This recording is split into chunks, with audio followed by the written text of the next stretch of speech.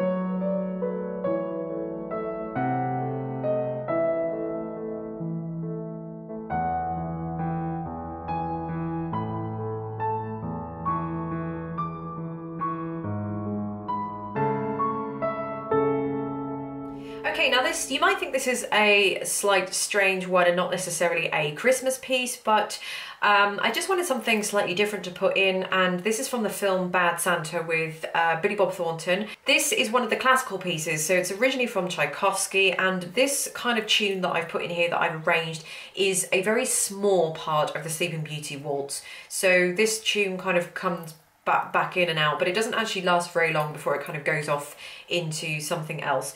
So with this, I think the most complicated thing is the speed. So don't play this too fast, or you're going to find the left hand is going too fast for what's happening. So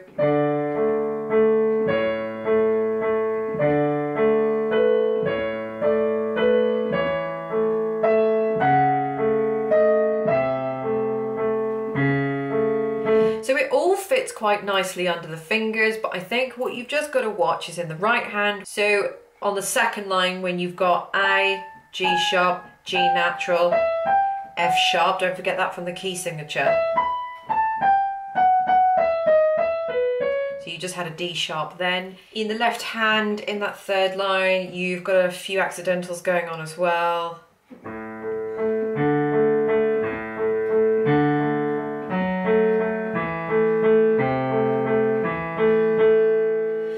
So again, I think this is just going to be a slow practice thing. So it looks like you've got a lot going on in the left hand, but most of the time you actually don't. And then you don't really have an awful lot going on in the right hand. So this may look like you've got a lot, but when you actually look and see what you've got, a lot of it is repeated.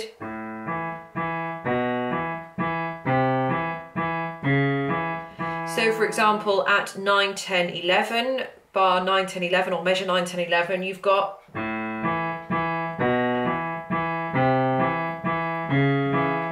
so this top note stays the same, but your bottom note moves. So I think with this, it's just slow and careful practice. And again, with the fingering, which I've said in all the other videos, if you feel like you want to do something different to what is written in the book, go ahead and do that. I did use some different fingering when I was doing the performance. That's absolutely fine. That's just kind of the fingering that I choose to do based on my experience and my years playing, etc, etc. And also, if you feel like you don't know any better, then use the fingering that you've got in the book. If you feel like you want to do something else that's more comfortable to you, that's fine, but just remember the rules. Don't kind of twist and tuck under awkwardly, and make sure you don't run out of fingers and end up sort of doing more than one finger in a row, because that's very, very naughty to do, and you can't do that on the piano. So there we go. Thank you very much for watching. I hope you've enjoyed this tutorial, and I will see you in the next one. Bye.